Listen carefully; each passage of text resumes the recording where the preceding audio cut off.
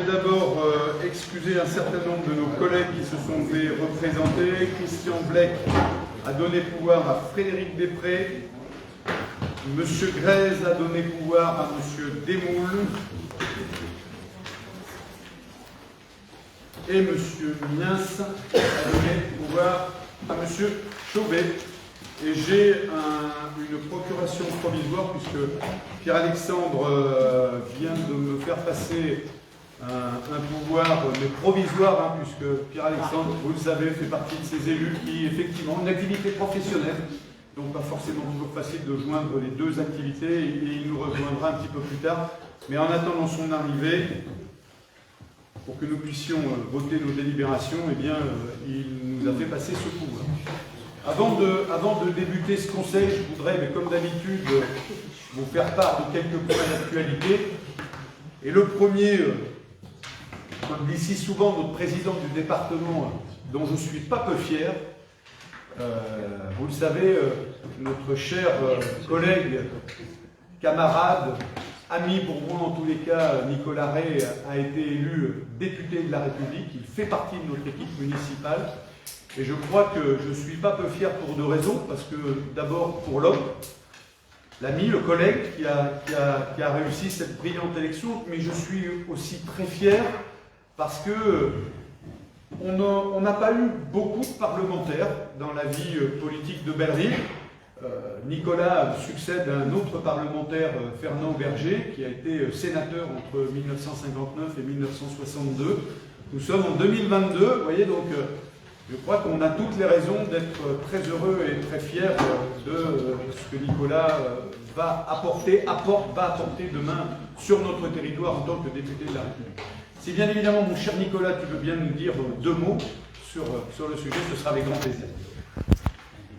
Écoutez, bonsoir à tous, monsieur le maire, chers collègues, quelques mots très simples pour vous dire que j'ai été très honoré en juin dernier de la confiance qui m'a été accordée par les électeurs et les électrices de cette circonscription de l'Allier, du Sud-Allier, particulièrement aussi de la confiance des Bellerivois, des Bellerivoises, avec 63% des voix. Je voudrais remercier mes collègues du conseil municipal, collègues et amis, de leur soutien sans faille, de leur amitié. Vous dire aussi qu'évidemment, puisque la loi nous le permet encore, je resterai évidemment au sein de ce conseil avec beaucoup de plaisir. Je resterai un élu engagé. Je suis présent ce soir. Bien sûr, on va jongler avec les agendas, mais c'est une richesse d'être un élu local. Je l'ai dit pendant ma campagne.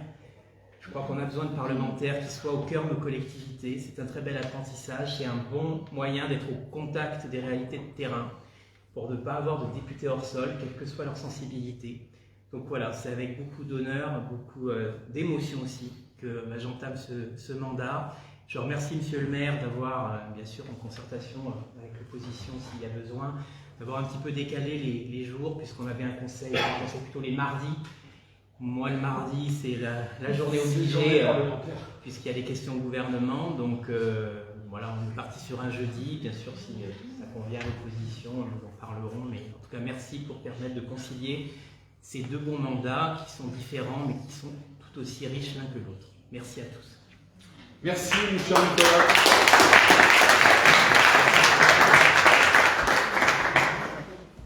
Je voudrais également, ce soir tout particulièrement, parce qu'on est dans l'actualité aussi, féliciter notre collègue Christelle Teillier. Christelle, vous avez certainement les uns les autres, vous vous êtes rendus à ce carnaval du lac. Vous avez vu à cette occasion que la ville de Bellerive était parfaitement bien représentée. Et c'est notre collègue Christelle Teillier qui a piloté, qui était chef de projet sur l'implication de Bellerive dans ce carnaval du lac. Et très sincèrement, alors, on a déjà beaucoup félicité Christelle, mais je tenais vraiment à le faire ce soir au conseil municipal, parce que ça a été un travail de longue haleine qui a été mené de main de maître, alors que je travaillais bien évidemment avec une équipe municipale que je félicite aussi pour cette action. Mais à un moment, en tous les cas, bravo pour l'implication dans ce beau projet, où encore une fois, moi j'ai été là aussi très fier de la représentation que nous avons eue dans cette parade, dans cette animation et dans cet événement de notre communauté d'agglomération. Merci Christelle.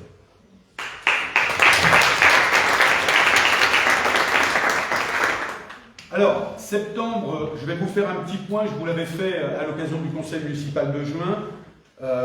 puisque ce conseil municipal du 12 juin était un peu particulier, puisqu'il suivait un événement climatique majeur qui s'était déroulé sur notre territoire. Et donc, je me souviens très bien, je reprenais mes notes tout à l'heure des propos que je tenais avec vous. Le constat, terrible constat que nous faisions sur notre commune, avec non seulement des bâtiments publics impactés, mais de nombreux sinistrés qui avaient été touchés. Et puis, le jour d'après. Le jour d'après, nous y sommes. Nous nous étions donné un objectif à l'occasion, puisque beaucoup de nos concitoyens étaient touchés, mais aussi tous nos bâtiments publics, sans exception, ont été impactés par cet événement, y compris la maison commune et cette mairie et cette salle du conseil qui en porte encore les stigmates. L'objectif que nous nous étions donné était d'ouvrir nos écoles en septembre. Et croyez-moi, je tiens à féliciter l'ensemble des personnels de la collectivité, puisque ça a été un objectif compliqué, très compliqué, dans un contexte qui n'était pas simple à gérer, puisque nous étions dans cette période d'été à un moment où nous manquions de tout. Nous manquions de bâches, nous manquions de couvreurs, nous manquions de tuiles, et à un moment, il fallait protéger. Toutes les écoles de Bellerive ont été ouvertes en septembre. Je ne vous cache pas que pour une en particulier, l'école Varenne, on a croisé les doigts jusqu'au bout, puisque la rentrée, sous le contrôle de Françoise, était un jeudi. Le mardi, il pleuvait encore dans l'école. Autant vous dire qu'il a fallu déployer des trésors d'ingéniosité, mais aussi des trésors de travail, tout simplement, pour que nous puissions ouvrir l'ensemble de nos écoles dans les meilleures conditions qui soient. On ne les a pas ouvertes dans les conditions optimum, dans la situation, dans un territoire où nous sommes en catastrophe naturelle. En tous les cas, l'objectif a été atteint d'ouvrir nos 4 écoles au moment de la rentrée. Aujourd'hui, où en sommes-nous? Tous les bâtiments publics sont hors d'eau, avec encore un point particulièrement noir aujourd'hui, c'est notre église, puisque notre église, je le rappelle, a pourtant été bâchée 2 ou 3 jours par les pompiers grimpeurs qui avaient eu déjà des difficultés. On a fait appel à des pompiers grimpeurs, puisque pour mettre des bâches sur des bâtiments publics de cette hauteur avec la pente de toit que celle de l'église, eh bien, il fallait des pompiers spécialisés. Malheureusement, le climat n'était pas de la partie, le vent et la pluie ont été au rendez-vous, et ce qui fait que malgré les efforts considérables de nos amis, les pompiers présents sur la commune au moment de cette catastrophe naturelle, eh bien, la bâche n'est malheureusement pas restée longtemps, ce qui fait que notre église a subi un certain nombre de désagréments. Je dirais aujourd'hui, nous avons de la chance, parce que ça me permet aussi de vous présenter Thomas Michelin, qui est ici dans cette salle et qui est notre nouveau directeur des services techniques, qui est arrivé le 1er septembre, alors en pleine tempête lui aussi, parce que 1er septembre, nous sommes encore dans la réparation des bâtiments publics. Alors vous allez me dire, vous savez, des fois la vie est parfois compliquée, puis on peut avoir un petit peu de chance. Et il se trouve que là, nous en avons, puisque M. Michelin est un spécialiste des bâtiments qui nous vient du département. Et croyez-moi qu'il est d'une aide précieuse aujourd'hui quand on parle de 100% de rénovation des bâtiments publics à suivre. Notamment pour l'église, il nous a préconisé un certain nombre de choses. Alors l'église a été rebâchée, ça veut dire que notre église est maintenant de nouveau hors d'eau, mais elle a subi de nombreux désagréments, et notamment un taux de moisissure à l'intérieur qui était particulièrement élevé. Et M. Michelin nous a conseillé à un moment de procéder à plusieurs phases. 1. Enlever les traces d'humidité que nous avons à l'intérieur de l'église. 2. Ensuite, faire passer un bureau d'études structure pour vérifier, parce que je vous rappelle que l'église est un bâtiment qui reçoit du public, que ces moisissures n'ont pas affecté le bâtiment. C'est donc ce que nous allons faire passer un bureau d'études structure. Et bien évidemment, la 3e et la dernière phase, et qui sera la plus importante, ce sera de commencer à travailler à la rénovation du bâtiment. En tous les cas, les choses aujourd'hui sont sous contrôle. Vous le savez comme moi, ça va prendre du temps. Les choses ont été annoncées notamment par les entreprises de couverture spécialisées qui nous ont dit que ça allait demander des années pour que nous puissions nous retrouver dans la situation du 3 juin 2022. Mais en tous les cas, aujourd'hui, et je suis là aussi assez fier de ça, j'ai vu pendant cet été et juste après cette catastrophe naturelle beaucoup de solidarité, et c'est peut-être ça que l'on doit garder. Une autre bonne nouvelle ce soir, concernant les bâtiments publics, puisque j'ai vu qu'à une époque, on avait eu quelques interrogations sur les réseaux sociaux, qui touchent le bureau de poste. Là aussi, le bureau de poste avait subi de gros dégâts après l'orage de grêle. Ça a nécessité de faire appel à des entreprises spécialisées, ce qui fait que ça a pris beaucoup de temps. J'ai vu que sur les réseaux sociaux, que certains Bellerivois, parce qu'un petit malin avait barré ou caché le mot fermeture temporaire, croyaient à la fermeture du bureau de poste. Bien évidemment que ce n'est pas le cas du tout. On a tenté de rassurer sur les réseaux sociaux toutes celles et ceux qui s'interrogeaient sur le sujet. Alors je suis aujourd'hui très heureux de vous annoncer que le bureau de poste de Bellerive va rouvrir le lundi 10 octobre et on a même un horaire à 14 h puisque le lundi matin, les personnels de la Poste réintégreront le bureau de poste qui sera finalisé en termes de rénovation et on prend ce lundi matin en termes de mise en route pour remettre le bureau et être en capacité d'accueillir les clients dès 14 h ce même jour. Je voudrais aussi vous faire part, puisque hier nous étions en conférence des maires à l'agglomération. Bon, vous connaissez comme moi la situation sur le plan énergétique. Ça a un impact direct dans notre agglomération, mais dans toutes les collectivités de notre agglomération. Et ça va nous obliger à prendre un certain nombre de mesures quant aux consommations énergétiques dans les bâtiments. On a déjà envoyé un premier courrier à l'ensemble des présidents d'associations pour leur demander d'être particulièrement vigilants en matière d'utilisation des énergies.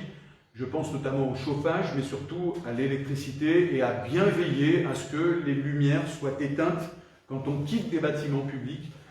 Tant mieux, les Bellerivois nous le font remonter. Chaque fois que ce n'est pas le cas, et ça aussi c'est une solidarité énergétique sur notre territoire, on nous le fait remonter. Donc vigilance de la part auprès des associations, des présidents d'associations qui utilisent des installations publiques, puisqu'il va y avoir des baisses de température. On va bien évidemment 19 degrés, ce sera 19 degrés réglementaires dans tous les bâtiments publics.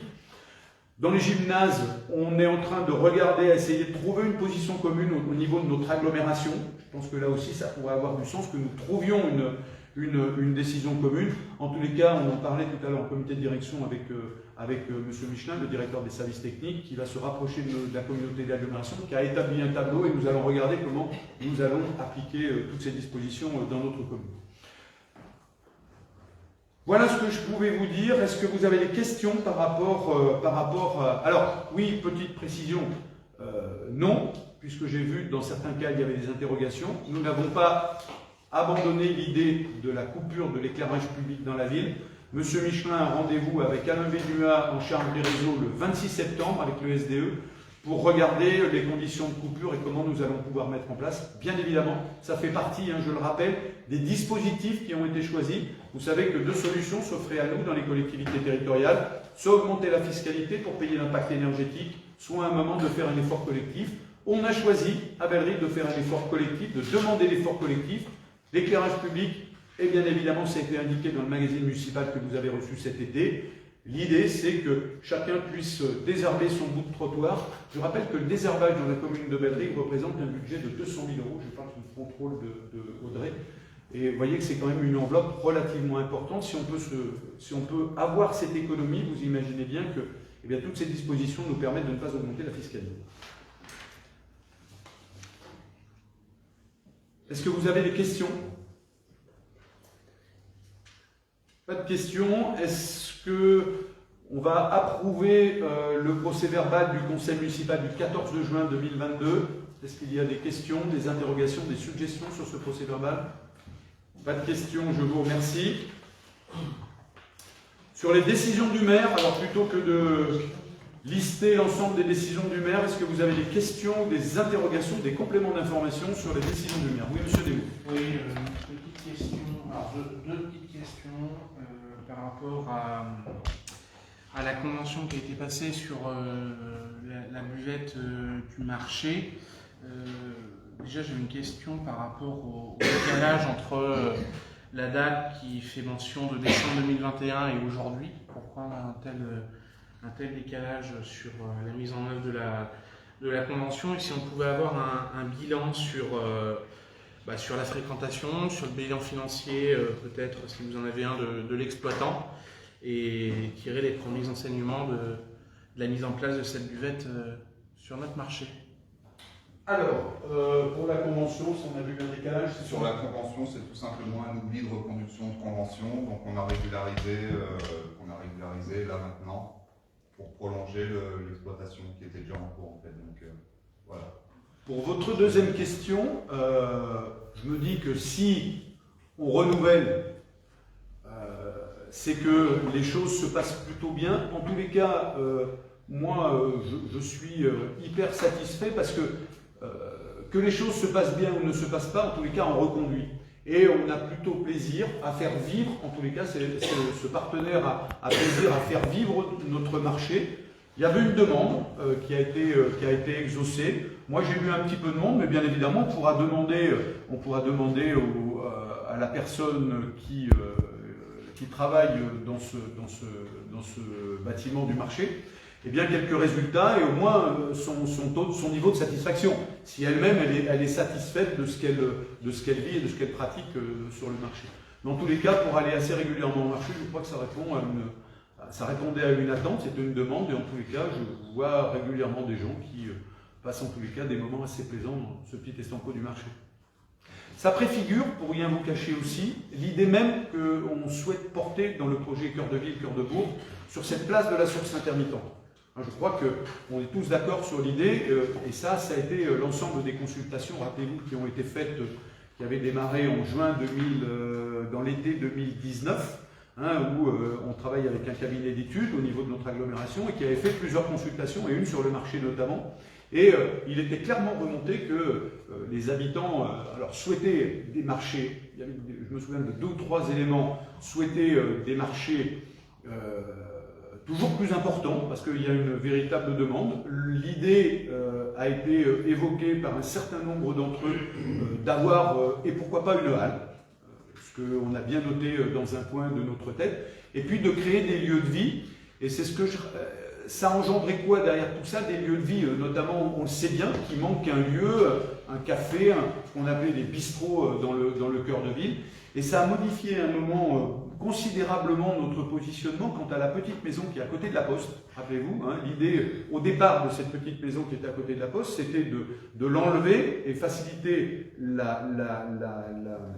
les déplacements entre la place de la source intermittente et la rue Jean Jaurès. Et en fait, l'idée, à un moment, c'était de faire un peu machine arrière, de faire machine arrière sur le sujet, de se dire il faut absolument le garder parce qu'on sent bien qu'on a besoin d'un lieu de vie qui pourrait être un salon de thé. Après, on peut tout imaginer tout un tas de choses, mais en tous les cas, de créer un lieu de vie, ça nous semble important sur cette place de la source internet. Mais on vous fera ce retour. Merci. Votre deuxième question, c'était que là-dessus. D'accord, il y a 2 questions sur une décision. Pas d'autres questions, je vous remercie et je vous propose de rentrer directement dans le vif du sujet puisqu'on va commencer par la décision modificative. En préparant mon intervention, je me disais que depuis que je suis élu, je crois très sincèrement que c'est la première fois qu'une décision modificative budgétaire prend autant de sens. Je m'explique. On construit un budget en début d'année. Ce budget, rappelez-vous les mots que nous employons, ambitieux, volontaire, un des budgets les plus importants, des budgets d'investissement les plus importants du mandat et du mandat précédent. On avait, rappelez-vous, fait une ligne sur la maison des associations de 1 350 000 €. Des sommes d'argent importantes sur le déploiement Cœur de Ville, Cœur de Bourg. Et puis, l'histoire, nous la connaissons tous. La guerre en Ukraine, quand on était au moment du budget, venait d'éclater, fin février. Mais on était très très loin d'imaginer les conséquences que ça allait avoir dans notre vie de tous les jours, les conséquences énergétiques que ça allait avoir et la crise que ça allait engendrer. Vous pourriez me dire, déjà la situation est difficile. Il se trouve que, par-dessus ça, le 4 juin, on a un orage de grêle, une tempête de grêle qui traverse notre territoire, et nous nous retrouvons dans une situation de catastrophe naturelle. Ça a deux impacts directs, voire trois. Le premier, la crise en Ukraine, une envolée des prix de l'énergie, aujourd'hui, qui impacte nos collectivités, une envolée des prix qui impacte aujourd'hui les entreprises des travaux publics, et aujourd'hui une contrainte extraordinaire en matière de travaux dans notre agglomération liée à la catastrophe naturelle où toutes les entreprises aujourd'hui sont mobilisées, en tous les cas beaucoup d'entreprises sont mobilisées pour remettre en état les habitations de nos concitoyens, mais aussi les bâtiments publics.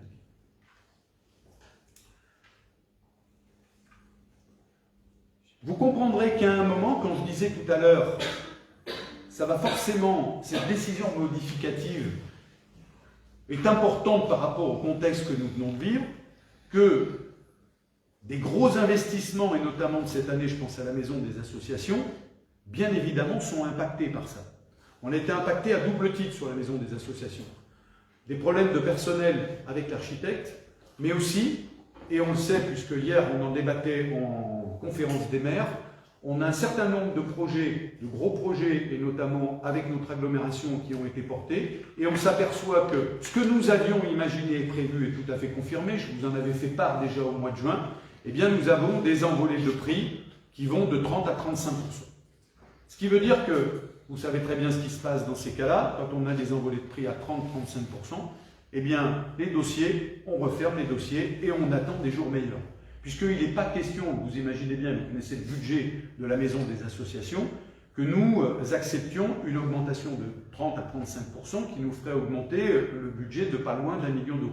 Ce qui est totalement inimaginable. Je crois qu'aucun de nos concitoyens, dans une situation pareille, ferait des travaux dans son habitation. Et comme nous avons une gestion en bon père de famille, en bon père et en bonne mère de famille, pardon, eh bien nous allons faire à peu près la même chose.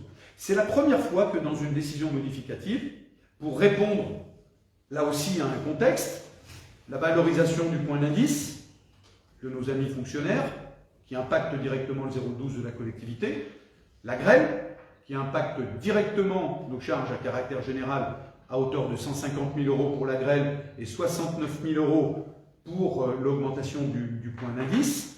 Et on a bien évidemment aussi l'énergie qui va nous coûter plus cher, et pour l'instant on a provisionné 50 000 €. Et c'est la première fois que nous faisons descendre de la section investissement à la section fonctionnement 269 000 € pour répondre à ces besoins. Donc quand je vous disais tout à l'heure, vous voyez bien qu'on est dans une situation de contexte, nous sommes parfaitement dans une situation de contexte.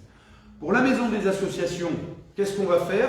Comme nous sommes sur un projet pluriannuel d'investissement, pas de danger, pas de souci, puisque ça nous permet de décaler notre investissement de 2022 à 2023, puisque on imaginait au meilleur des jours que nous allions démarrer les travaux octobre-novembre 2022.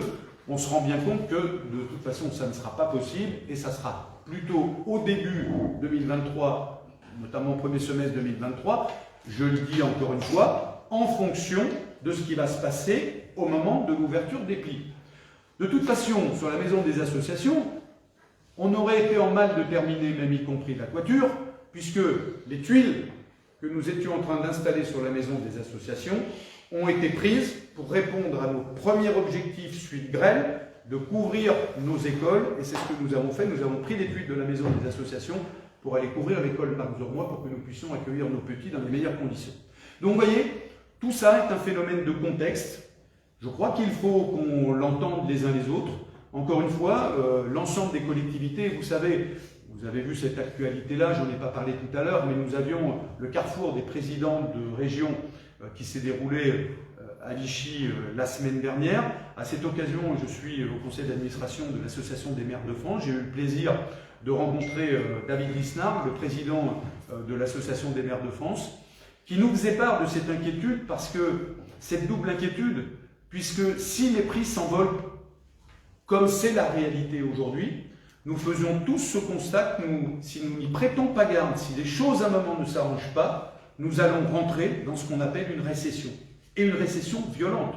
Puisque vous imaginez demain que si les investisseurs publics ferment les dossiers les uns derrière les autres parce que nous ne pouvons pas payer des factures qui s'envolent à 30%, eh bien je crois qu'on va avoir un véritable problème. Ce à quoi le président de l'Association des maires de France nous a indiqué qu'il allait envoyer un courrier à tous les représentants des fédérations de travaux publics, justement pour alerter sur ce phénomène-là, parce que parfois l'inflation est justifiée, on va se dire les choses, parfois elle l'est beaucoup moins. Donc là aussi, un courrier pour rappeler tout le monde à la raison, pour que nous ne nous dirigions pas vers ce qui pourrait être une catastrophe économique, et notamment on sait que le BTP est un volet important de l'économie de notre territoire mais de notre pays. Donc alerte pour justement éviter le pire et le plus grave. Je vais laisser maintenant la parole à Nicolas, puisque donc après sur la répartition, Nicolas nous présentera plus en détail les détails de cette décision modificative. Mais bien évidemment, ces investissements, les investissements qui ne sont pas faits pour des raisons de contexte, on les a reportés sur un certain nombre de choses, et notamment sur de la voirie.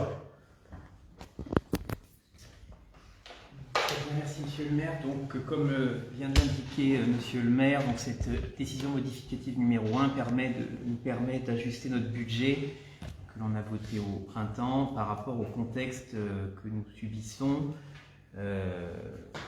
contexte au niveau des prix, contexte au niveau aussi donc des conséquences climatiques qu'il y a eu au mois de juin. Donc, si vous voulez, donc en fonctionnement, on augmente les dépenses de fonctionnement de 269 000 €, 200 000 € pour le chapitre 011 qui se ventile de la façon suivante. On augmente de 150 000 € le chapitre pour faire face aux réparations générées par les intempéries de grêle, et 50 000 € pour l'augmentation de l'énergie que nous subissons, qu'on avait approvisionné d'ailleurs, mais que l'on met directement maintenant sur le chapitre 011, puisqu'on sait qu'on aura ces factures à payer. Donc 200 000 € au 011 et 69 000 € au chapitre charges de personnel. Ben là, c'est l'impact de l'évolution du point d'indice, plus quelques ajustements. Cette hausse des dépenses de fonctionnement, on le finance simplement par la baisse du virement à la section d'investissement. Je vais d'ailleurs en parler tout de suite, puisque, comme l'a dit le maire, on est obligé d'ajuster fortement notre section d'investissement. Donc j'en viens. Sur la section d'investissement, donc plusieurs choses. On augmente quand même les dépenses d'études au chapitre 20, 26 000 €. Donc il y a des plus et des moins sur ce chapitre. Par exemple, on ne fera pas l'étude du parc Burlot cette année. On l'avait provisionné, mais ce n'est pas la priorité. Par contre, on met des crédits d'études qu'on n'avait pas fait sur Mayotte, l'équipement sportif Mayotte, et sur la rue du Golfe. Donc voilà le delta de 26 000 €. Sur le chapitre 204, ce sont les subventions d'équipement. Alors là, c'est un changement comptable. On a changé de trésorerie en 1er janvier. Donc les deux trésoriers n'ont pas la même logique. C'est pour la vidéoprotection. Vous savez qu'on finance à l'agglomération qui est porteur du projet.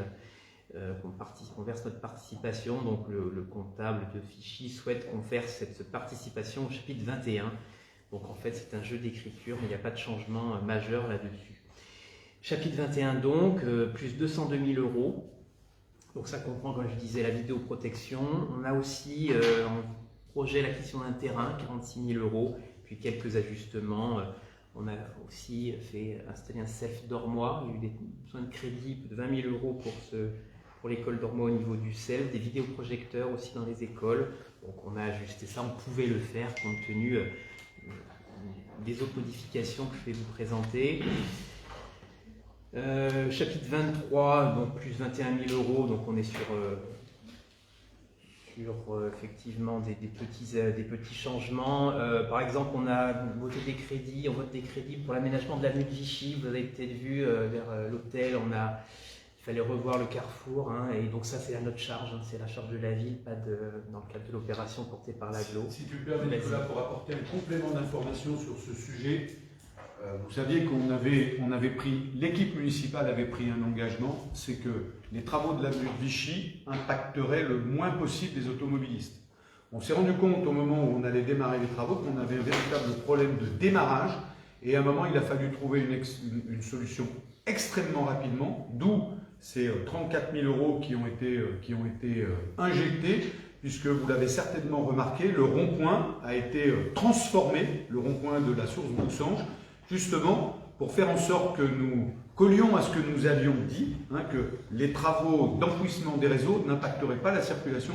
Et je crois que c'est bien une chose qu'on peut se féliciter aujourd'hui, c'est qu'effectivement, ces travaux d'enfouissement n'impactent pas la circulation sur notre avenue de Vichy.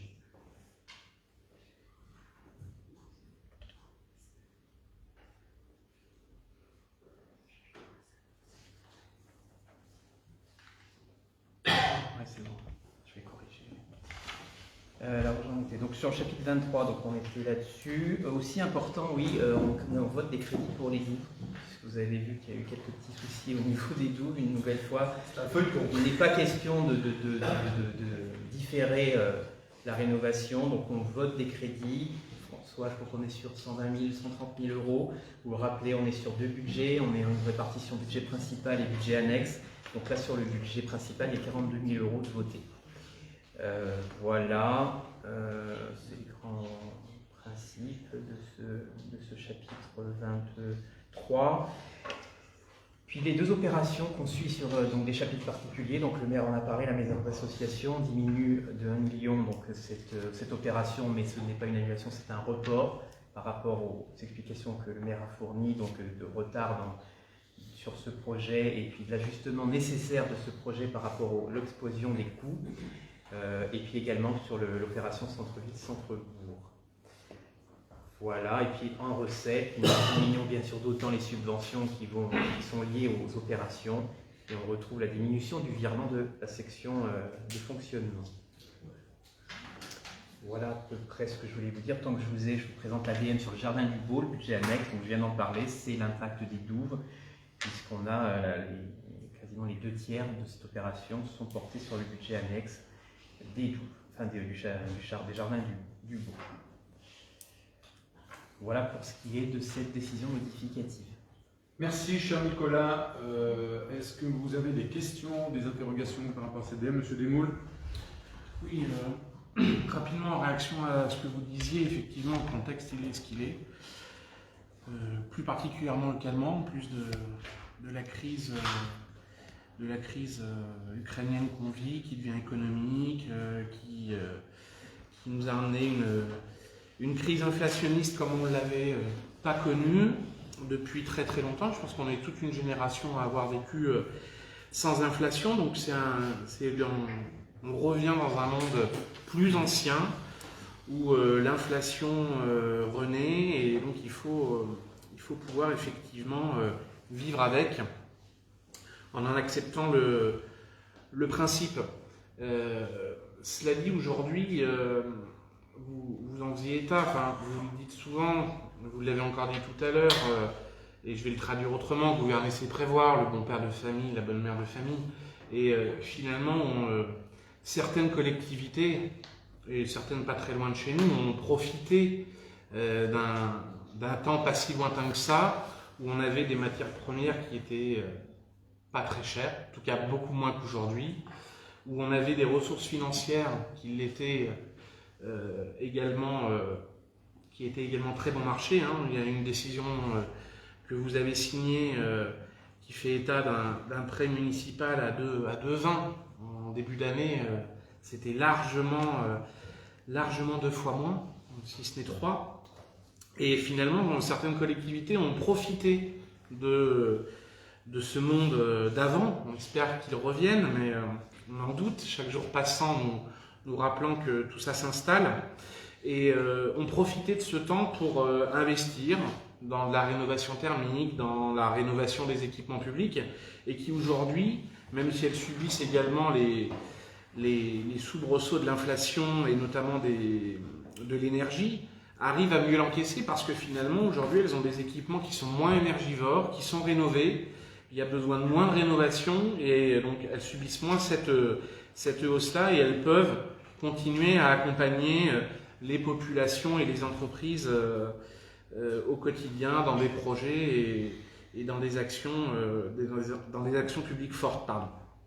Donc aujourd'hui, c'est vrai qu'on est un petit peu à la croisée des chemins, c'est difficile, mais on a peut-être raté une fenêtre de tir de 6-8 ans, où on avait des ressources notamment financière, qui était extrêmement bon marché et on n'en a pas profité à l'échelon local. Vous parliez du décalage pour 2023 de la maison des associations et vous avez parlé de l'ouverture des prix. Pour quand elle sera l'ouverture des prix? Parce qu'on en parle souvent, mais je ne sais pas quand elle aura lieu. Donc si vous pouviez... Pour l'instant, on est aujourd'hui, comme je vous le disais, on doit avoir un retour des commissions de sécurité début octobre. À partir de là, eh bien, on sera en capacité à lancer les appels d'offres et ensuite à regarder, mais comme je vous l'ai dit, comme je vous l'ai indiqué, on sera sur des lancements de travaux en 2023. Je voudrais juste rebondir, M. Desmoules, sur ce que vous disiez, 6 à 8 ans, je vois à peu près la date où vous voulez arriver. Donc effectivement, je vois bien ce que vous voulez nous expliquer. Il n'empêche qu'entre-temps, la commune était endettée, très endettée, et donc il y a un moment, pour faire des investissements, il fallait, difficile de le faire dans un contexte d'endettement. Je rappelle qu'aujourd'hui, nous payons encore, regardez, effectivement, gouverner, c'est prévoir. Gouverner, c'est prévoir aussi de réparer les erreurs des autres. Je prends l'exemple du château du Beau. On va être là, en termes de réparation, on va avoisiner, je parle Bernard, la première enveloppe avait des combien de 300 et quelques mille. Et là, on va rajouter 100 000 euros, un demi-million d'euros, presque un demi-million d'euros, pour réparer les erreurs d'hier. Donc je vous partage complètement, cet argent aurait été certainement plus utile à isoler des bâtiments publics, à faire plein d'autres choses que de malheureusement réparer les erreurs du passé. Encore une fois, je crois qu'après on pourrait passer la soirée à tirer sur l'ambulance. Je crois qu'aujourd'hui, très sincèrement, Bellerive n'est pas une commune exempte de toutes les collectivités territoriales, et le président de l'AMF tire cette sonnette d'alarme. Attention, il est en train de se passer des choses. Hier, nous étions en bureau des maires. Il y a un certain nombre de projets et ça va être annoncé qu'ils vont être en stand-by, qu'ils vont être mis en stand-by. Et bien évidemment, on sera exactement dans cette philosophie-là. Alors moi, je suis un éternel optimiste. Donc je crois qu'à un moment, on va sortir de cette crise. J'espère peut-être qu'avant, tout le monde aura repris la raison. Parce que, encore comme je vous le disais, il y a aujourd'hui des augmentations justifiées et d'autres qui ne le sont absolument pas. On est aujourd'hui dans une mécanique de spéculation. Je dirais que c'est devenu presque un leitmotiv. Donc voilà, je dis attention. On a des chantiers qui avancent bien. L'avenue de Vichy, ça fait partie des projets pour le compte qui suit son train et qui avance plutôt bien. Là aussi, on verra au moment de cette fameuse ouverture des prix, quel sera l'envolée des prix. Sur la maison des associations, et vous voyez, parce que vous me dites gouverner c'est prévoir, moi je dis gouverner c'est être agile.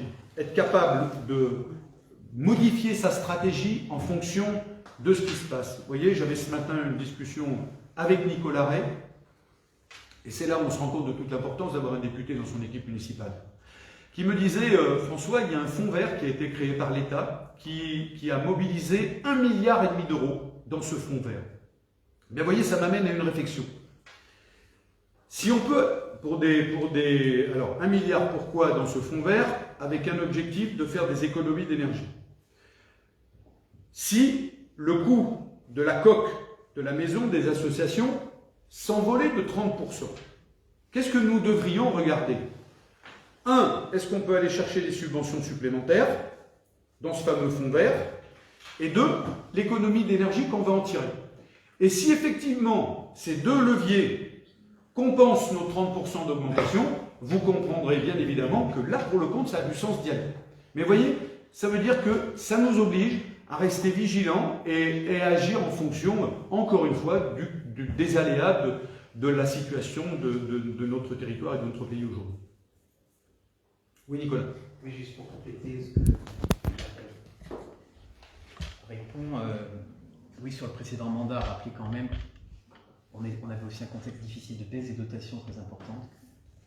L'âge d'or un petit peu n'était plus là déjà et c'est arrivé au moment du premier mandat, en 2014-2015. Et puis malgré tout, rappelons quand même qu'on a mené à bien des investissements d'ampleur. Je pense à l'école Burlot, un gros investissement. Je pense aussi aux berges. On a quand même contribué au financement des berges de l'Allier.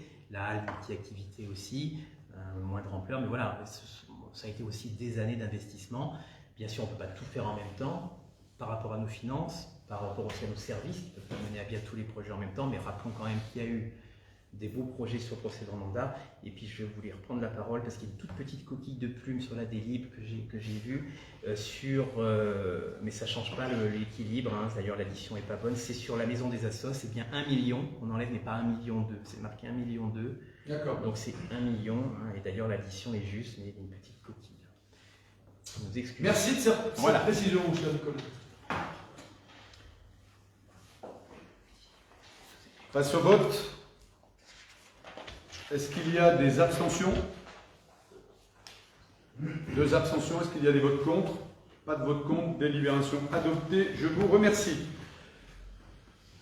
Question numéro 3, les admissions en non-valeur. Là aussi, 17 000 € dont on aurait bien besoin dans notre budget en ce moment. Pour l'ADN sur le budget. Ah, il faut qu'on vote l'ADN sur les jardins du Beau. sur les jardins du Beau. Donc oui, il faut voter l'ADN sur les jardins du Beau. Alors sur les jardins du Beau, est-ce qu'il y a des abstentions?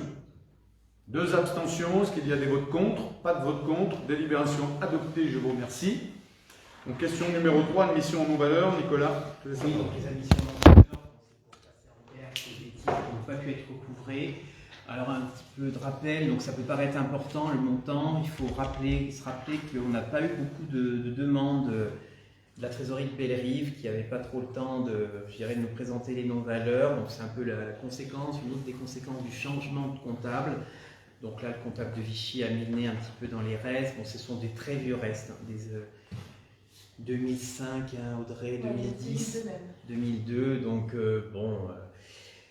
ça sert à rien de s'énerver à garder ça, ça fausse nos résultats, ça fausse notre actif, notre passif, donc voilà, on vous propose d'apurer ces restes, voilà, ça paraît beaucoup en montant, mais si vous vous rappelez, on a passé très peu de délibérations d'admission non valeur au cours des 8 dernières années. Est-ce qu'il y a des questions sur cette délibération? Est-ce qu'il y a des abstentions? Est-ce qu'il y a des votes contre? Décision adoptée à l'unanimité, je vous remercie. Passage à la nomenclature M57. Là aussi, Nicolas, on te laisse la parole, nous sommes tout oui. Donc, on doit délibérer pour accepter le passage en M57. Donc, c'est un passage qui est obligatoire en 2024, mais pour autant, on peut passer de manière anticipée en 2023, ce qui nous est suggéré dans notre trésorerie pour éviter que toutes les communes, les collectivités passent à la M57 au même moment. Donc voilà, on vous propose cette nomenclature M57, je ne vais pas rentrer dans le détail, c'est une nomenclature unique à toutes les collectivités. C'est le préalable au compte financier unique. Actuellement, on vote un compte administratif, le trésorier fait un compte de gestion. Maintenant, il va y avoir une réforme, il y aura un seul document fait par les 2 organes, hein, aussi bien le maire que le trésorier. Mais donc c'est un préalable, c'est M57 pour la mise en œuvre de ce compte financier unique. Cette M57 prévoit aussi une amélioration de la qualité comptable pour se rapprocher encore un peu plus des normes internationales de comptabilité. C'est une nomenclature plus développée aussi qui permettra de mieux préciser, les imputations. Nous devrons, ça sera l'objet d'une délibération au prochain conseil, voter un règlement budgétaire et financier, puisqu'il y a de nouvelles règles qui sont mises en œuvre. Je ne vais pas vous assommer ce soir là-dessus, mais il y a une fongibilité des crédits, on pourra avoir plus de souplesse, le maire pourra transférer d'un chapitre à l'autre sans décision modificative jusqu'à 7,5%. Tout ça pour plus de souplesse pour éviter de convoquer un conseil pour quand on est bloqué parfois. Donc voilà un petit peu l'esprit de cette M57, je vous rappelle, donc obligatoire mais qu'on anticipe au 1er janvier 2023 et c'est l'objet de cette délibération. Anticiper, c'est couleur. Voilà. On est en avance. Merci, cher Nicolas. Est-ce qu'il y a des questions par rapport à cette délibération? Pas de questions. Est-ce qu'il y a des abstentions? Est-ce qu'il y a des votes contre? Délibération adoptée à l'unanimité, je vous remercie. Question suivante sur les autorisations de programme et crédits de paiement modification. Alors là aussi, vous voyez, anticiper, gouverner, c'est anticiper. Là aussi, un programme pluriannuel d'investissement sur 2 gros volets, notamment cette maison des associations, avec un programme qui court jusqu'en 2024, et le centre-ville, centre-bourg aussi, où on peut faire courir notre programme jusqu'en 2026, là aussi avec cette liberté de pouvoir, je crois que c'était important et on a bien fait de prévoir, et l'histoire nous prouve que nous avions bien fait d'organiser ces financements de cette façon. Nicolas, je te laisse la parole. Oui, c'est exactement ça, monsieur le maire. Donc, oui, l'intérêt de ces autorisations pluriannuelles, on avait bien eu raison d'utiliser cette technique il y a 2 ans pour nos grands projets, pour avoir une vision pluriannuelle qui permet donc aussi de ventiler les crédits sur les différentes années. Donc vous avez le détail, on en a parlé sur le fond tout à l'heure, c'est la maison des associations avec un transfert des crédits sur 2023 principalement, donc tant sur la maison des associations que sur l'opération centre-ville, centre-bourg. Merci. Est-ce qu'il y a des questions par rapport à ces délibérations? Est-ce qu'il y a des abstentions? Est-ce qu'il y a des votes contre? Délibération adoptée à l'unanimité, je vous remercie. Reprise d'une mini-pelle pour le service voirie. Qu'est-ce qui présente cette délib? Pardon, j'en ai sauté une, je suis allé trop vite. Oh oui, pardon, excusez-moi. Il y a la mise à réforme, question numéro 6, mise à réforme du mobilier municipal, dont auprès de plusieurs communes de l'agglomération. Là, vous comprendrez bien que c'est le principe de solidarité qui fonctionne. On lâche des mobiliers parce qu'on a fait des transformations dans notre collectivité, notamment une transformation, vous le voyez tous quand vous rentrez dans la mairie, avec ce hall entièrement revisité et transformé avec des logiques de guichet unique, où je vous rappelle qu'on accueille pour faire un service public de meilleure qualité. On accueille des représentants de la DGFiP qui viennent donner des conseils. On a une permanence juridique une fois par mois. On aurait un service d'accompagnement numérique qui va être porté par nos collègues et notamment accompagné par nos collègues du CCAS qui sont allés chercher des habilitations pour accompagner celles et ceux qui n'ont pas le matériel à la maison ou un matériel pas assez performant. En tous les cas, vous voyez que ce hall amène, je crois, un service public de meilleure qualité pour nos Bellerivoises et nos Bellerivois. Quand on a fait ces travaux, on a enlevé l'ensemble du mobilier et donc l'idée, c'est de répartir le mobilier sur les villes qui en avaient besoin dans la logique de solidarité. Qui est-ce qui présente cette délibération? Voilà, donc tout est dit dans la délibération et c'est d'acter effectivement la mise à réforme de ces mobiliers qui étaient des mobiliers très anciens, totalement amortis. Donc vous avez le détail de ces différents mobiliers sur la délibération. Merci. Merci Nicolas. Est-ce qu'il y a des abstentions? Ou des questions, pardon, avant de passer au vote. Est-ce que vous avez des questions? Des interrogations? Pas de questions. Est-ce qu'il y a des abstentions? Est-ce qu'il y a des votes contre? Délibération adoptée à l'unanimité, je vous remercie. Il y a toujours Nicolas, reprise d'une mini-pelle pour le service voirie. Voilà, écoutez, les services de la ville ont eu besoin d'acquérir une nouvelle mini-pelle et donc dans le cadre de cette acquisition, comme souvent, il y a la reprise d'une ancienne. Et là, on est donc sur 5 000 €, donc on est au-delà de la délégation au maire, qui est de 4 500, donc on doit passer cette délibération pour acter la reprise de l'ancienne mini-pelle pour 5 000 €. Est-ce que vous avez des questions, des interrogations? Pas de questions. Est-ce qu'il y a des abstentions? Est-ce qu'il y a des votes contre? Délibération adoptée à l'unanimité, je vous remercie. Rétrocession, question numéro 8, rétrocession des voiries et espaces publics, quartier de Briandet. Je vais laisser la parole à Bernard Planche, mais juste peut-être vous apporter un complément d'information. Bernard nous expliquera les conditions de rétrocession. En tous les cas, on comprend bien qu'à partir du moment où on emploie qu'il y a un Briandet 1, on comprend vite que ça doit normalement amener un Briandet 2. Donc, pour rassurer un petit peu tout le monde, puisque j'ai cru comprendre qu'il y avait des interrogations, parfois des inquiétudes même.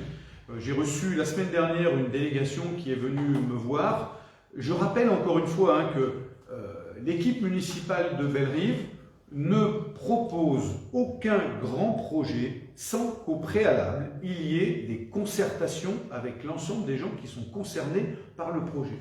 À chaque fois, on l'a prouvé, sur l'avenue Maison des Associations, on a réuni tout le monde. Sur l'avenue de Vichy, on a réuni tout le monde, on a fait des réunions publiques. Parfois, on va même dans les quartiers à la rencontre des habitants pour en parler. J'ai donc expliqué, j'ai bien entendu cette délégation qui était venue me voir et me faire part de leur inquiétude, mais je leur ai dit, rassurez-vous, la méthode de l'équipe municipale bellerivoise, c'est d'expliquer, de proposer, d'expliquer, de partager, de construire ensemble, parce que je crois que ça n'aurait pas de sens de construire des grands projets sans les partager au préalable avec la population et qu'on ait une population qui soit farouchement opposée à un projet. Oui, il y aura bien un volet brillant des deux, mais ce volet brillant des deux sera bien évidemment, comme d'habitude, partagé avec l'ensemble de la population. De la parole. Bien, donc dans le cadre de la concession d'aménagement du 30 avril 2013, la société Assemblia, née de la fusion entre Logidome et la société d'équipement d'Auvergne, propose de rétrocéder donc à la ville de Bellerive les terrains de voirie et d'espace public qui sont, dont le plan est annexé et qui est surligné donc en vert, les voiries sont en vert. Cette parcelle est cadastrée section AZ numéro 52 pour une contenance de 7246 mètres carrés. Enfin, en matière notariale, on parle plutôt d'arrêt de centiares, donc le notaire lui marquera 72 arts, 46 centiares, c'est une parenthèse. Les aménagements et ouvrages réalisés sur ces parcelles étant achevés, ils seront prochainement donc remis à la collectivité. En mémoire, la voirie est ouverte depuis le 25 septembre 2020. Et cette acquisition aura lieu moyennant le prix symbolique d'1 €. La commission 1 et la commission 2 n'ont pas apporté de remarques particulières sur cette session et il vous est donc demandé d'adopter cette question. Merci mon cher Bernard. Est-ce qu'il y a des questions sur ce volet Briandet? J'avais posé une question à la commission 2, c'est est-ce que les réseaux avaient été vérifiés? Oui. Ça... Oui, c'était vérifié. Oui, de toute façon. Non mais tu dis que la commission 2 n'a pas posé de question, moi j'en avais posé une, j'ai pas eu la réponse. C'est vrai. Mais de toute façon, encore une fois, Mais ça a été fait. Avant de rétrocéder, il doit y avoir une analyse des voiries et Notre l'ensemble de l'analyse des réseaux. l'atteste. Une analyse des réseaux, donc tout doit être fait. Donc tout a été bien fait, c'est confirmé. Est-ce qu'il y a des questions par rapport à cette délibération? Pas de questions. Est-ce qu'il y a des abstentions? Est-ce qu'il y a des votes contre? Délibération adoptée à l'unanimité, je vous remercie. Question numéro 9, SDE 03, dissimulation des réseaux rue des Petits Prés liés à l'aménagement de l'avenue de Vichy. Alors j'avais prévu de vous parler d'avenue de Vichy, mais vous voyez, on en a parlé tout à l'heure dans le contexte. Juste peut-être une information que je voudrais que nous partagions ce soir. Quand on sera, comme d'habitude, au moment de l'avant, quand on aura finalisé l'avant-projet sommaire, mes chers collègues, je vous propose que, comme pour la maison des associations, nous fassions une commission municipale spéciale, dans laquelle on réunira l'ensemble des élus pour partager ensemble les premières esquisses, les premiers dessins, les premières réflexions autour de cette avenue Vichy. Alain, je te laisse la parole. Donc les travaux consistent à la reprise des branchements d'alimentation des riverains, électricité et télécom, avec le génie civil, le déroulage de câbles, ainsi que la pose des chambres de tirage nécessaires, la dépose des réseaux existants. Un plan de financement de ces travaux avec estimation des dépenses correspondant aux conditions économiques actuelles a été réalisé par le SDE, auquel la commune est adhérente. Donc vous avez le détail dessous, c'est un montant total de 6 110 € et reste la participation de la commune pour 1 833 €. Merci. Est-ce que vous avez des questions par rapport aux enfouissements de réseau de la rue des Petits Prés? Pas de questions. Est-ce qu'il y a des abstentions? Est-ce qu'il y a des votes contre? Délibération adoptée à l'unanimité, je vous remercie. Nous sommes toujours dans les enfouissements de réseau sur cette question numéro 10, mais cette fois c'est rue de la Perche et François Perrin. Donc, les travaux consistent à la reprise des branchements d'alimentation des riverains, électricité et télécom avec le génie civil, le déroulage de câbles, ainsi que la pose des chambres de tirage nécessaires, la dépose des réseaux existants. Le coût estimatif est de 20 965 €. La participation de la commune est de 6 289 €. Merci Alain. Est-ce qu'il y a des questions par rapport à cette délibération numéro 10? Oui. Ouais, c'est valable pour la 9 et la 10 que je pose comme question. Pourquoi on ne profite pas de l'étalement qui est proposé par le SDE? Première question. Et puis deuxième question, qui est une question de forme. Je vois que les documents sont signés depuis un certain temps. Donc je voulais savoir pourquoi on votait des choses qui sont déjà signées. Parce que c'est des documents qui ont été envoyés le 8 juin et le 30 juin par les services du SDE et qui ont été signés. Mais quoi, c'est un devis, ça, c'est pas une estimation. C'est une estimation, d'accord. Une estimation Je des m'arrête. travaux, c'est pas la facturation. Je valide systématiquement. Je suis un maire rigoureux. Je valide des devis. Ah ouais, mais on est obligé de Non, mais voilà, garantie des prix. Bien sûr, et puis c'est aussi pour travailler de façon logique avec les les documents de devis.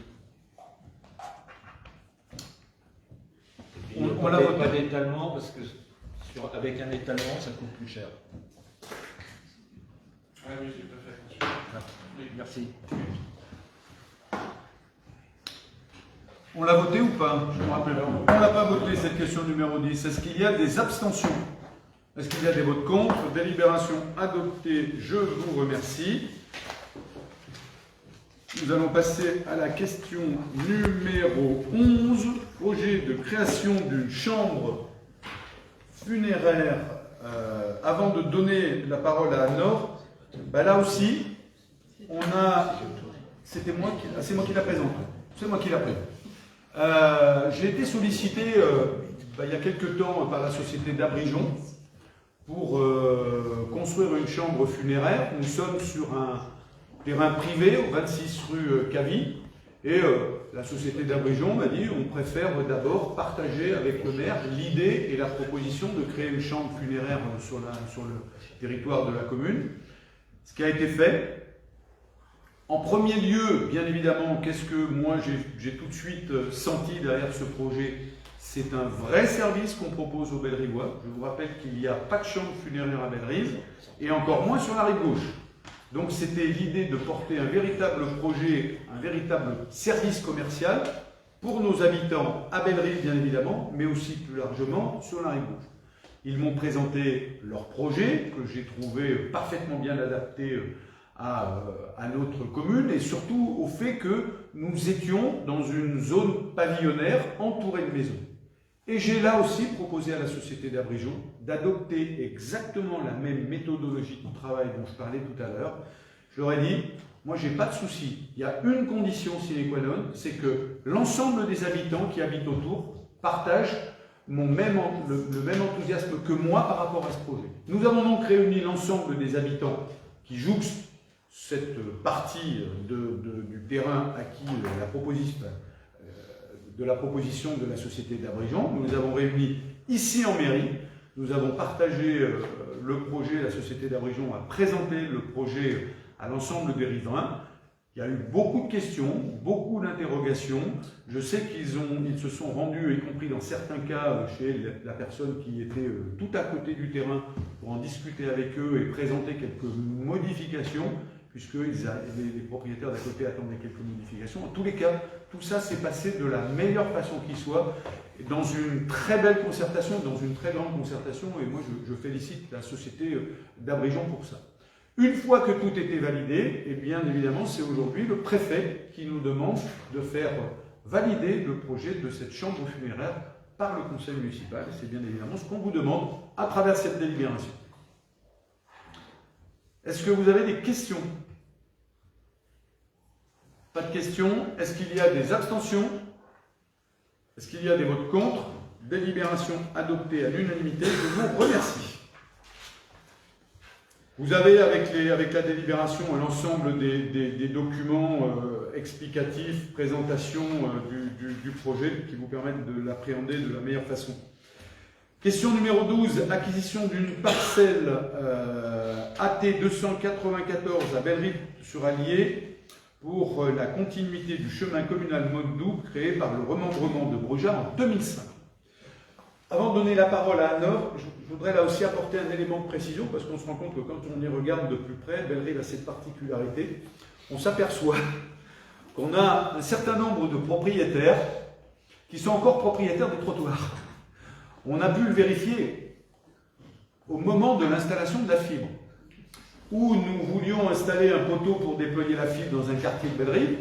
Et le propriétaire s'est opposé à cette décision en nous expliquant qu'il n'était pas question qu'on installe un poteau sur ce qui nous semblait être le domaine public, puisque le trottoir était chez lui. On a vérifié, c'est tout à fait vrai. Le trottoir n'avait pas été transféré dans le patrimoine communal de la commune.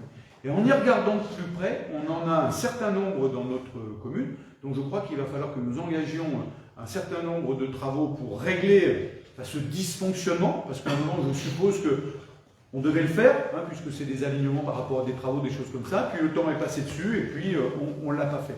Donc je crois pour que nous évitions de nous retrouver à confronter, vous voyez là pour le compte, à des problèmes de mobilité douce si nous voulions faire sur des travaux d'aménagement alors que nous ne pourrions pas puisque nous ne sommes pas propriétaires. Donc voilà, l'idée c'est de régulièrement, on va essayer de passer des délibérations pour justement régler ce problème récurrent dans nos communes. Un peu de précision sur les lieux peut-être. Oui, la parcelle AT 294, elle se trouve dans le quartier des Séchaux. Et donc c'est une parcelle, c'est un morceau de parcelle en fait qui nous intéresse pour régulariser en effet la fin de ce chemin communal qui représente donc 371 mètres carrés qui appartient à monsieur et madame Pénin avec lesquels la commune s'est mise d'accord pour une rétrocession à 1 euro symbolique. Et donc ça fait partie en effet de la politique de toilettage un petit peu de toutes ces parcelles qui, notamment quand elles sont sur le domaine public et dans le contexte de la politique d'identification, de mise en valeur des chemins communaux de randonnée, eh bien, ça fait partie d'une opération simplement de régularisation pour laquelle la commune va se rendre acquéreuse de cette parcelle, voilà, pour 1 euro. Est-ce que vous avez des questions par rapport à cette délibération? Pas de questions. Est-ce qu'il y a des abstentions? Est-ce qu'il y a des votes contre? Délibération adoptée à l'unanimité, je vous remercie. Question numéro 13, groupement de commandes, réalisation d'un diagnostic préalable à la mise en valeur du patrimoine thermal, désignation de 2 représentants. Je vais laisser la parole à Anne-Laure. Oui, donc... Pareil, c'est quelque chose que l'on a été contraint de voter rapidement, qui n'avait pas été mis à l'ordre du jour quand on a parlé de ce diagnostic, ce groupement de commandes à 5 communes, à Bray, Autrive, QC, Saint-Yor et Bellerive, qui donc se mettent ensemble pour avoir un diagnostic sur leur patrimoine thermal, la mise en valeur, la cohérence de cette mise en valeur et la détermination d'un parcours touristique de ces différents points donc de patrimoine thermal dans ces 5 villes. Il faut désigner 2 représentants pour siéger aux commissions qui vont débattre et qui vont ouvrir les plis, donc participer à la démarche pendant tout le long du diagnostic.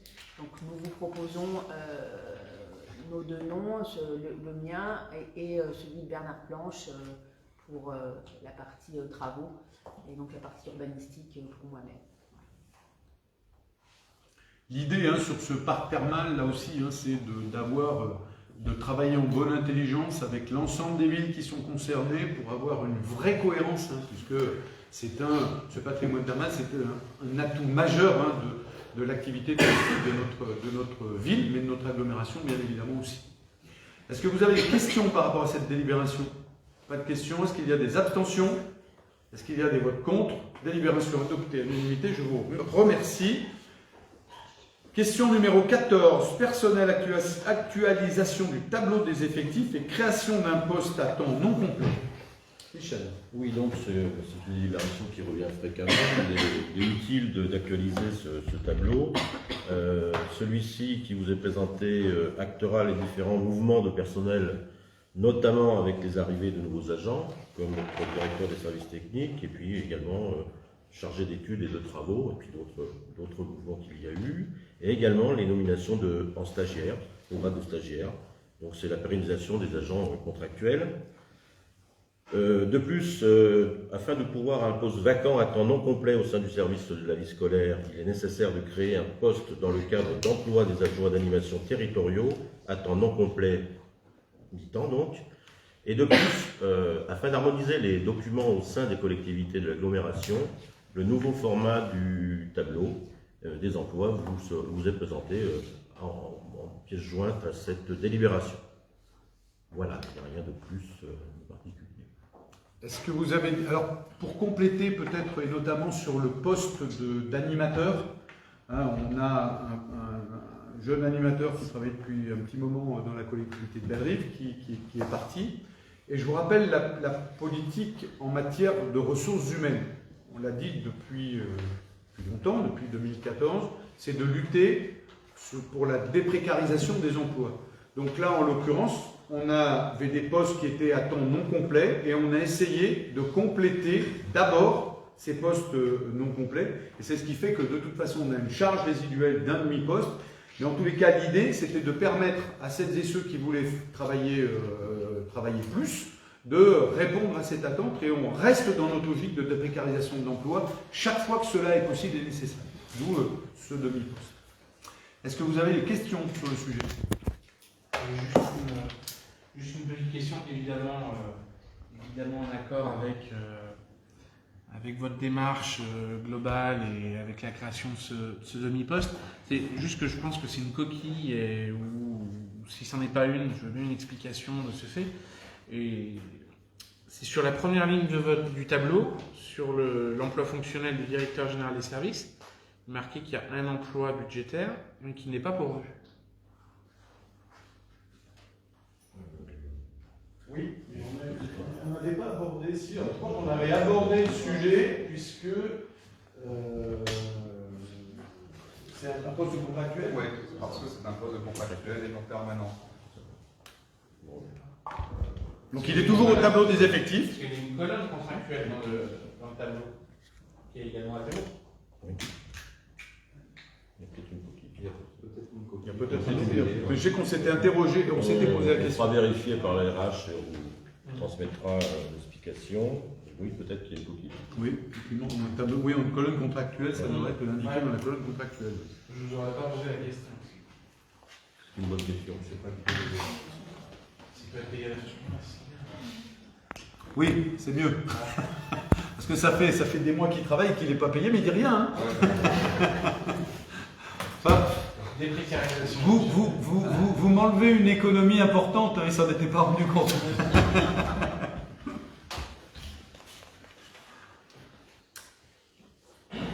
Est-ce qu'il y a des abstentions par rapport à cette délibération? Est-ce qu'il y a des votes contre? Délibération adoptée à l'unanimité, je vous remercie. Question numéro 5, toujours une question personnelle, mise en œuvre de la protection fonctionnelle, principe général.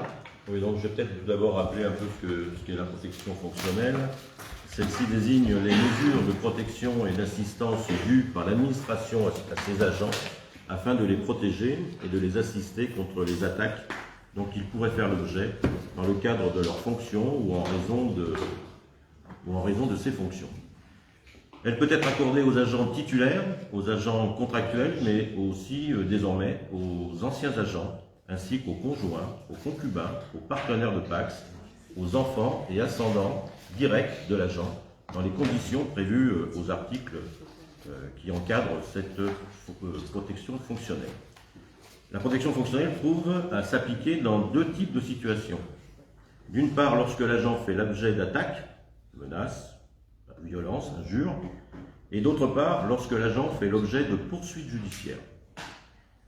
Donc, la délibération qui vous est présentée ce soir rappelle les conditions dans lesquelles la protection fonctionnelle peut être déclenchée et fixe notamment le plafond des frais de prise en charge que nous avons augmenté, qui était de 1 000 € avant et qui passe maintenant à 1 500 € parce que nous avons estimé que les frais de justice augmentent.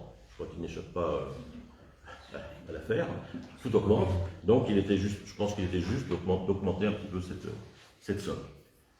Donc voilà, on vous explique dans la délibération tout ce qui arrive quand l'agent gagne son procès ou perd son procès, et ainsi de suite. Voilà. Est-ce qu'il y a des questions par rapport à cette délibération? Est-ce qu'il y a des abstentions? Est-ce qu'il y a des votes contre?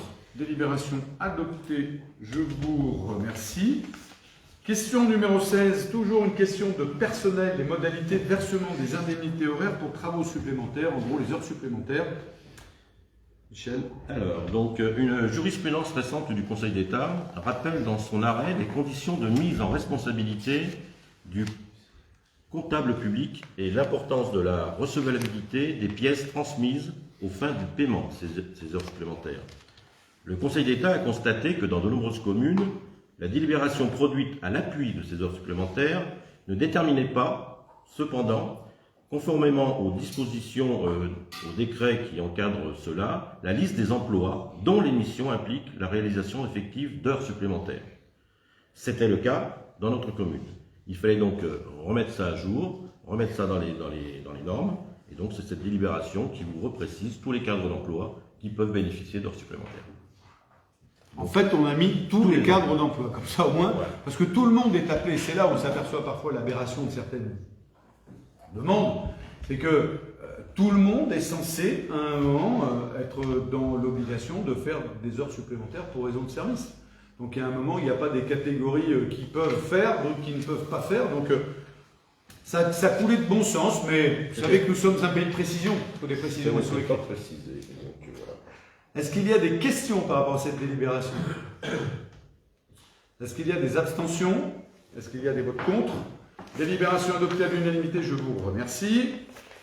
Question numéro 17, subvention complémentaire 2022 aux associations avec le désormais célèbre axe de développement qui permet d'accompagner nos associations dans le cadre de projets autour de formation, d'accompagnement, enfin voilà. Michel? Oui, donc là c'est suite à la qualification de notre équipe de vétérans du club de tennis local, qui est qualification au championnat de France, qui se sont déroulés début septembre à Arcachon. Cette équipe malheureusement n'a pas été au bout, mais elle était jusqu'en 8e de finale, éliminée par le tenant du titre depuis de longues années, Versailles, qui était une équipe très solide. Donc cette équipe a bien représenté la commune et a été un petit peu l'ambassadeur de la commune au travers de cette qualification dans le championnat de France. Et donc nous avons décidé de lui accorder une subvention d'axe de développement à hauteur de 500 €. Question numéro... Il faut la voter, pardon. Est-ce qu'il y a des abstentions? Est-ce qu'il y a des votes contre? Délibération adoptée, je vous remercie. Et là, cette fois, c'est Isabelle qui va nous présenter une subvention exceptionnelle à l'amicale des sapeurs-pompiers de Bellerive. On a présenté à l'occasion du forum des associations, mais je vous rassure qu'il n'est pas versé encore tant qu'on n'a pas délibéré. Voilà, on vous propose de voter une subvention exceptionnelle là, pour les pompiers de Bellerive par rapport aux événements climatiques qui a eu lieu en juin 2022 et également ils se sont déplacés en Gironde sur les feux de forêt. Donc je pense que c'est un moindre remerciement, mais avec ce montant de 500 € de subvention exceptionnelle, ils pourront partager un moment de convivialité. Donc on a trouvé important de saluer leur engagement auprès de notre population et hors département. Il faut savoir que parmi ces pompiers, de nombreux d'entre eux ont délaissé leur maison qui était sinistrée pour venir aider les autres. Donc effectivement, je pense que c'est un point important à souligner. Je pense qu'ils ont passé pendant plusieurs jours, plusieurs semaines à travailler sur les toits dans des conditions pas toujours faciles. Et donc, leur permettre de passer un petit moment peut-être en famille, justement, me paraît tout à fait justifié. Merci. Est-ce qu'il y a des questions par rapport à cette délibération? Est-ce qu'il y a des abstentions? Est-ce qu'il y a des votes contre? Délibération adoptée à l'unanimité, je vous remercie. Question numéro 19, révision des tarifs municipaux, événements municipaux, tarifs année civile 2022. C'est Michel, je crois qu'il la présente. C'est qui? Isabelle. Là, donc, on vous propose de régulariser les tarifs municipaux pour certains événements. Donc c'est à l'approche de l'organisation du village de Noël. On vous propose de supprimer le demi-tarif qui était accordé depuis la création du village de Noël aux exposants présents depuis 2014 ainsi qu'aux commerces bellerivois et d'appliquer seulement le tarif forfaitaire, à savoir 100 € pour 3 jours, occupation et location des tentes, et 150 € pour 3 jours, occupation et location de chalets. Et de maintenir bien sûr la gratuité pour les associations bellerivoises. Merci Isabelle. Est-ce qu'il y a des questions par rapport à cette délibération? qu'il y a des abstentions? Est-ce qu'il y a des votes contre? Délibération adoptée à l'unanimité, je vous remercie. Question numéro 20, je crois que c'est Françoise qui va nous la présenter. IME Aquarelle, c'est une délibération. Alors, je vais peut-être apporter une petite précision avant de. C'est une délibération qu'on passe tous les ans avec l'IME, puisque je vous rappelle que nous avons fait notre première classe inclusive au sein de l'IME. Vous savez que c'est une vraie priorité pour nous, cette logique de classe inclusive dans les écoles de la République et particulièrement à Bellerive. On est en train de travailler, c'est une information que je vous donne un peu en avant-première, on est en train de travailler sur un projet aujourd'hui, un projet qui s'appelle Rêve de gosse, mais on en parlera un peu plus longuement à l'occasion d'un autre conseil où on aura des choses à voter sur le sujet. En tous les cas, l'idée, c'est un projet qui se veut en partenariat avec l'Éducation nationale, et l'idée, c'est de faire travailler des enfants dits ordinaires et des enfants extraordinaires. Et l'objectif même de ce projet-là, c'est d'aller encore plus loin dans la logique d'inclusion dans les écoles de la République. À l'image de ce que nous avons bien réussi à l'école d'Ormois avec ce partenariat et cette école inclusive. Je te laisse la parole, Françoise. Je n'ai pas tout dit. J'ai encore quelque chose à dire. Oui, simplement que jusqu'à présent, les enfants étaient accueillis uniquement le matin. Et depuis cette année, il a été demandé, l'Aquarelle a demandé à ce que les enfants soient présents toute la journée, avec y compris déjeuner à la cantine. Donc c'est cette convention qui a été signée et les repas sont pris en charge par l'IME. Les enfants sont au maximum 12, cette année ils sont 9.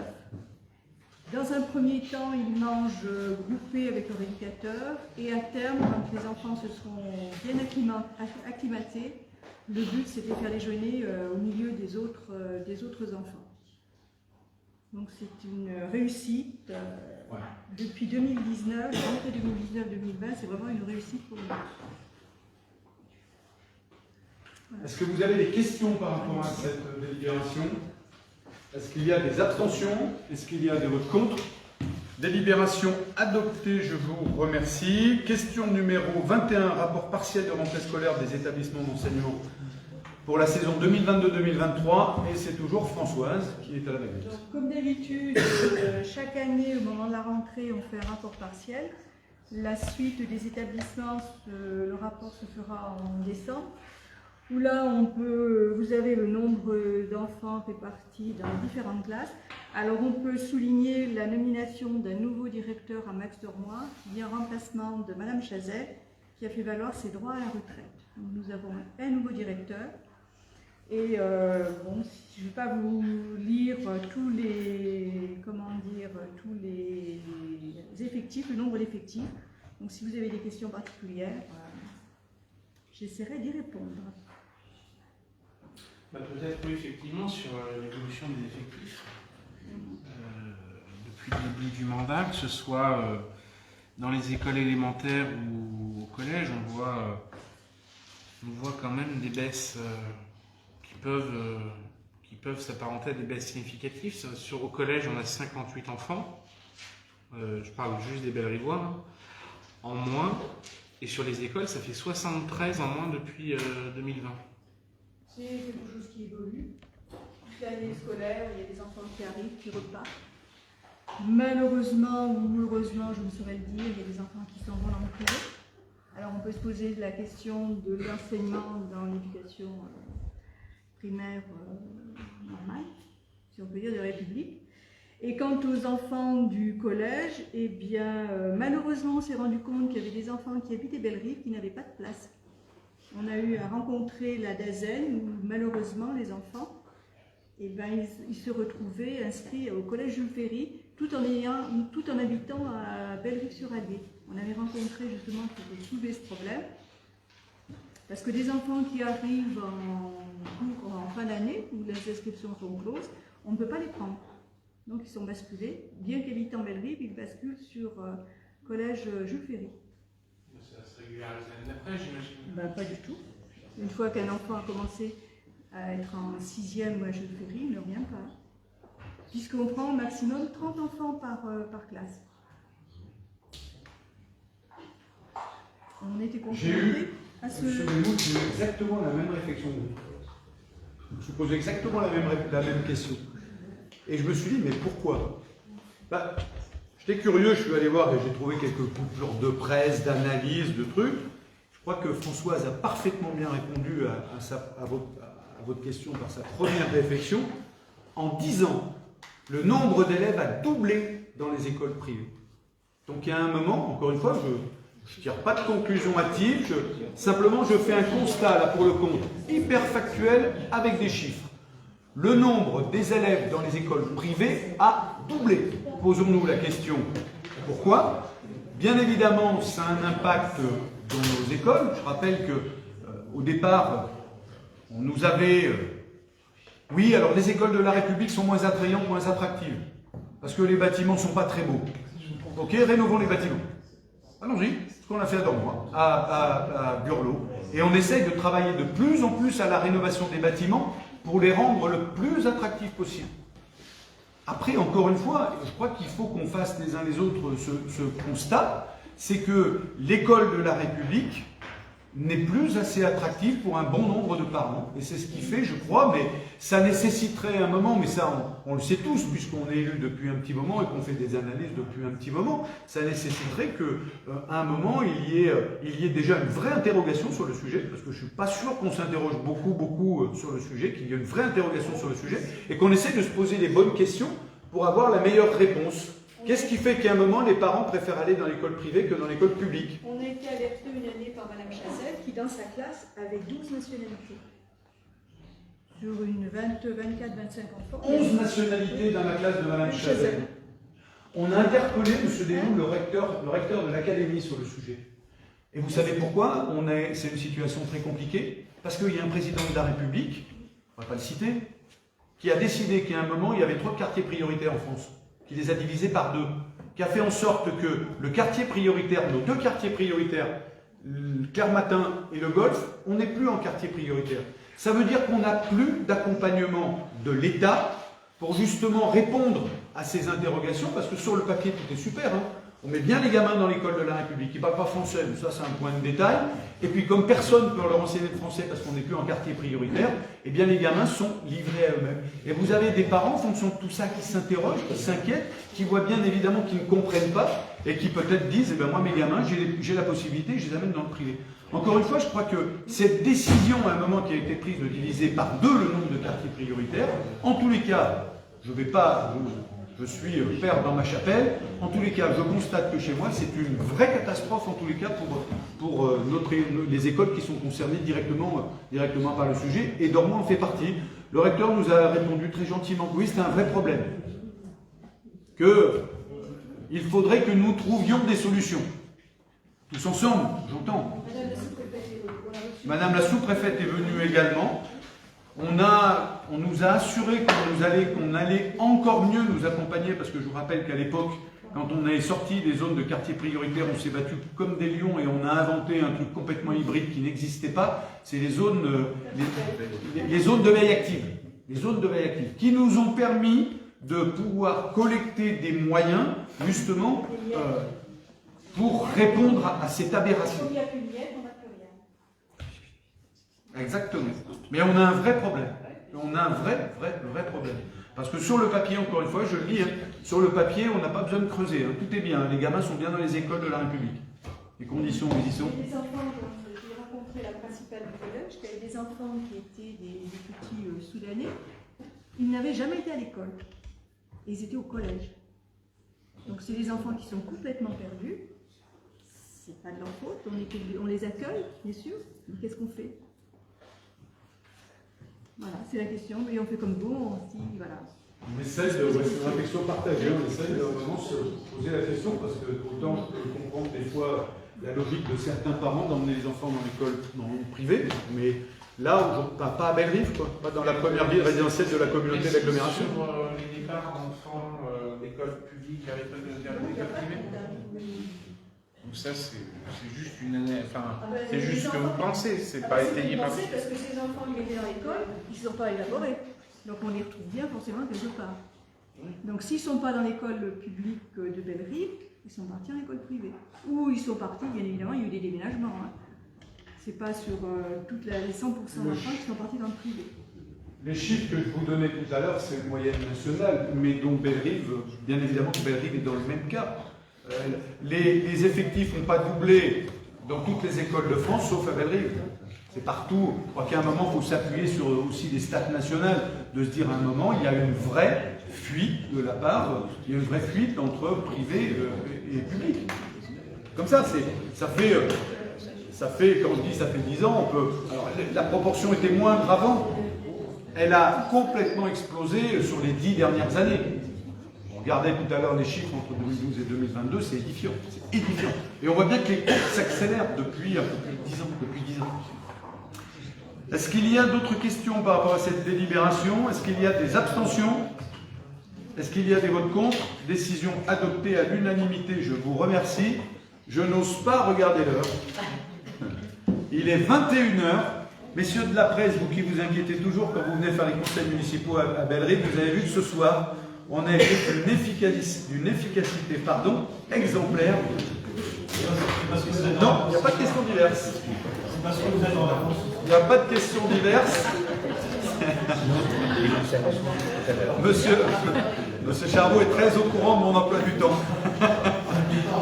Bon, en tous les cas, je vous souhaite une très bonne soirée. N'oubliez pas, mes chers collègues, 2 petites secondes de sérieux avant de nous quitter. N'oubliez pas que ce week-end, nous avons le lancement de la saison culturelle. Samedi soir à 20h à Monzières, sous la houlette de Marie-Estelle Cepero, qui va officier à la présentation de cette saison culturelle. Je vous souhaite une bonne soirée et le prochain conseil en décembre.